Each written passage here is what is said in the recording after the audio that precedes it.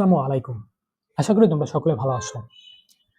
গত ক্লাসে অর্থাৎ লেকচার 2 তে আমরা যে টপিকটি শিখেছিলাম সেই টপিকটি হচ্ছে হেলানো তলে কৃতকাজ।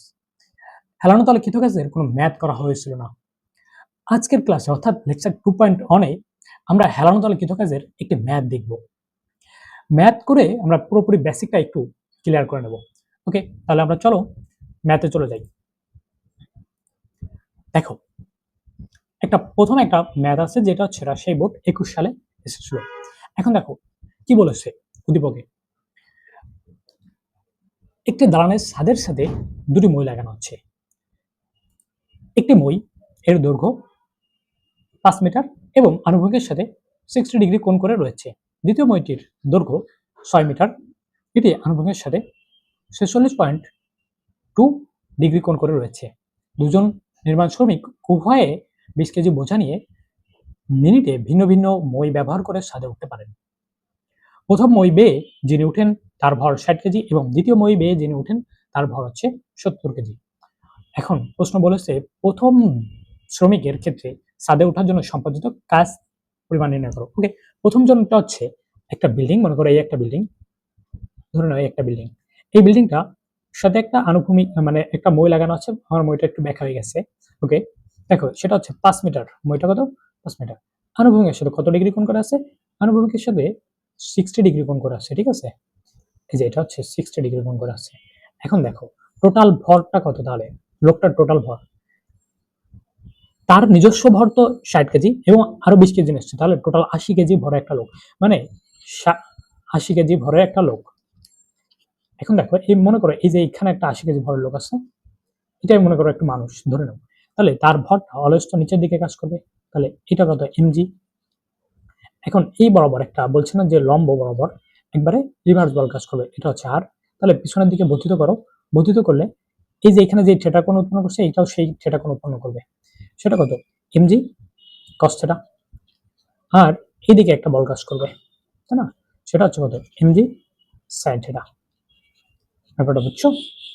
এখন দেখো, আর যেহেতু সে উপরের দিকে উঠতে চাবে তার তো এইদিকে একটা বল দেওয়া লাগবে না, বল খরচ করা লাগবে, সেই বলটা তো বলা নাই। বলা না থাকলে আমরা সেটাকে স্কিপ করব, কিন্তু আমার তো এটা বলে দিচ্ছে না, এটা না বলে দিলেও তো আমি এটা তো বুঝতে পারতেছি যে তার এইদিকে একটা বল কাজ করতেছে। ওকে, তাহলে এই বলটা ধরে আমরা কাজ করব। দেখো এখন দেখো আমরা কৃতকাজ সমান কি জানি, কৃতকাজ তো ডাব্লিউ সমান এফ আর এস, তাহলে এটা রাখলাম। দেখো এফ কত, এইদিকে একটা বলের কথা বলে দিচ্ছে যেটা হচ্ছে তার বিপরীত দিকে, কিন্তু লোকটা উপরের দিকে উঠতে চাচ্ছিল, মানে লোকটা উঠতে চাচ্ছিল এইদিকে, এই বলটা বলে দেয় নাই, বাট এই বলটা তো আমরা জানি, মানে এটা মনে করো এখানে লোক আছে, এই বলটা বলে দেয় নাই, বাট আমরা তো এই যে এইদিকের বলটা তো জানি, সেটা কত, যেহেতু বিপরীত দিকে আমরা এটা দেবো মাইনাস, মানে মাইনাস এমজি সাইন থিটা গুণন হচ্ছে এস। তাহলে ই করে দাও, মানে সাজায় লেখো একটু, এমজি এস ইন্টু হচ্ছে এস সাইন থিটা। এখন দেখো মান বসাও, মান বসাও, মাইনাস কত লোকটির ভর, টোটাল হচ্ছে 80 গুণন মাইনাস 9.8। কেন? কারণ লোকটা তো উপরে উঠতেছে, লোকটা তো হেলানো তলে উঠলেও উঠতেছে, তো উপর দিকে তো উঠতেছে। সো উপর দিকে উঠলে আমরা কি জানি, মানে উপর দিকে উঠতে গেলেও তো মাইনাস, এই উপর দিকে উঠতে গেলে মাইনাস জি, তাহলে দেখো এটা জানি। তাহলে এখন এস এর মান কত, 5 গুণন সাইন 60 ডিগ্রি।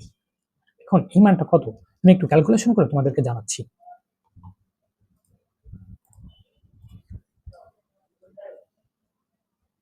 দেখো ক্যালকুলেশন করলে এই মানটা আসবে 3394.72 জুল। এটাই হচ্ছে আমাদের অ্যান্সার। এখন পরবর্তী প্রশ্নে আসো। পরবর্তী প্রশ্ন কি বলছে, উভয় শ্রমিকের ক্ষমতা অভিন্ন হবে কি, গাণিতিকভাবে বিশ্লেষণ করো। আচ্ছা, ক্ষমতাটা তো সবাই জানো, তবে আমি বিস্তারিতভাবে শিখাবো, একটু মনে রাখো। ক্ষমতা হচ্ছে পি সমান ডাব্লিউ বাই টি, অর্থাৎ কাজ করার হারকে আমরা ক্ষমতা বলি। ঠিক আছে, কাজ করার সামর্থ্যকে শক্তি বলি, আর কাজ করার হারকে হচ্ছে ক্ষমতা বলি। ব্যাপারটা বুঝতে পারছো? এখন দেখো তাহলে আমরা চলো, মানে দুজনের ক্ষমতা যে অভিন্ন হবে কি জিজ্ঞেস করছে, মানে এক হবে কিনা এটাই আমার কাছে জিজ্ঞেস করছে, অভিন্ন অর্থাৎ এক কিনা এটা জিজ্ঞেস করছে। ওকে, দেখি আমরা প্রথম লোকটা কাজ কত পাইছি, প্রথম লোকটার কাজ মানে আমরা ডাব্লিউ ওয়ান দ্বারা প্রকাশ করলাম, ডাব্লিউ ওয়ান কত পাচ্ছি, পাইছি হচ্ছে 3394 পয়েন্ট হচ্ছে 72 জুল, 72 জুল। তাহলে এই লোকটার ক্ষমতা কত, ক্ষমতা হচ্ছে P = W/T না? তাহলে দেখো টির মান কিন্তু বলে দিচ্ছিল মিনিটে, দেখো এই সাইডে উদ্দীপকে বলে দিচ্ছে যে মিনিটে 2 জন উঠতে পারে। তাহলে এটা কত হবে? 60 দ্বারা ভাগ দাও। 60 দ্বারা ভাগ দিলে অ্যান্সারটি আসবে তোমাদের 5658 56.58 ওয়াট। ক্ষমতার একক ওয়াট দ্বারা লেখে। ওকে, এইটা তো বুঝলাম। এখন যে দ্বিতীয় জন মানে দ্বিতীয় শ্রমিক, দেখো উদ্দীপকে দিয়ে আসছে দ্বিতীয় শ্রমিক বিল্ডিং এ, মনে করো এইভাবে ছিল বিল্ডিংটা, এই যে এটা আনুভূমিকের সাথে কত ডিগ্রি কোণ করেছিল? আনুভূমিকের সাথে হচ্ছে এই সাইডটা দিয়ে আসছিল মনে করো 46.2, তাই তো? হ্যাঁ। আর তার এই মইটা ছিল 6 মিটার এবং লোকটার ভর ছিল হচ্ছে 70 কেজি, সাথে 20 কেজি নিচ্ছিল। তাহলে 70 যোগ হচ্ছে 20, ঠিক আছে, টোটাল 90 কেজি সে যাচ্ছিল মনে করো। এই যে তাহলে একইভাবে করো, এই যে এখানে একটা বস্তু আছে তাই না, মনে করো এই একটা বস্তু, এই বস্তুটা নিচের দিকে তো এমজি কাজ করবে তাই না? ওকে, এমজি নিচের দিকে। এখন এই বরাবর একটা তার যাবে না, সরাসরি এই বরাবর হচ্ছে তার আর যাবে, মানে রিভার্স বল। তাই এটাকে বর্ধিত করো, বর্ধিত করলাম। তাহলে এই যে বর্ধিত করলে এই সাইডটা যেটা পাবো এটা কি এমজি কস থিটা, আর এই বরাবর আর একটা আসবে সেটা কত এমজি সাইন থিটা।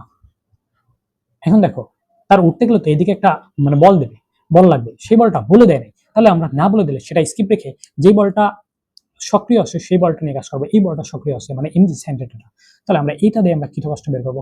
কৃতকষ্ট বের করো, আগে কাজ বের করতে হবে। তাহলে কাজ কত? W = আমরা নরমালি জানি F আর S, তাই না? ওকে, যেহেতু বিপরীত দিকে সো মাইনাস দেবো mg, একবার লিখলাম S × S sin থিটা। এবার মানটা বসিয়ে দাও। টোটাল ভর কত?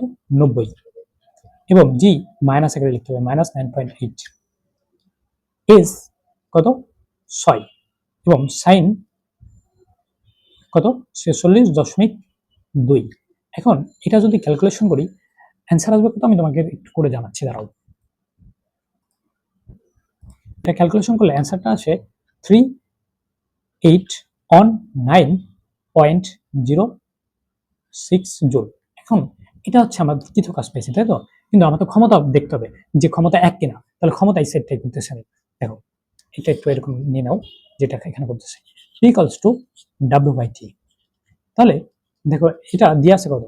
এটা পাইছি হচ্ছে 3.19.006 এবং হচ্ছে 60 দ্বারা ভাগ দাও। দেখো এখানে কত পাবো? 60 দ্বারা ভাগ দিলে কত পাবো আমি একটু ক্যালকুলেশন করে জানাচ্ছি, দাঁড়াও। ক্যালকুলেশন করলে এটা 63.65 ওয়াট পাওয়া যাবে। তাহলে দেখো এইটা পাইছো কত? 63.65 আর আগেরটা কত? 56.58। দুটা কি সমান? না, কখনোই দুটো সমান না। তাহলে আমরা অ্যান্সার কি লিখবো? যে উভয় শ্রমিকের ক্ষমতা অভিন্ন হবে না। তাহলে বুঝতে পারছো? এই দুটা মানে একটা বোর্ড কোশ্চেন রেখেছিলাম। আশা করি তোমরা বুঝতে পেরেছো। আজকের ক্লাসটা এই পর্যন্তই। পরবর্তী ক্লাসে নতুন কোনো টাইপ নিয়ে হাজির হবো।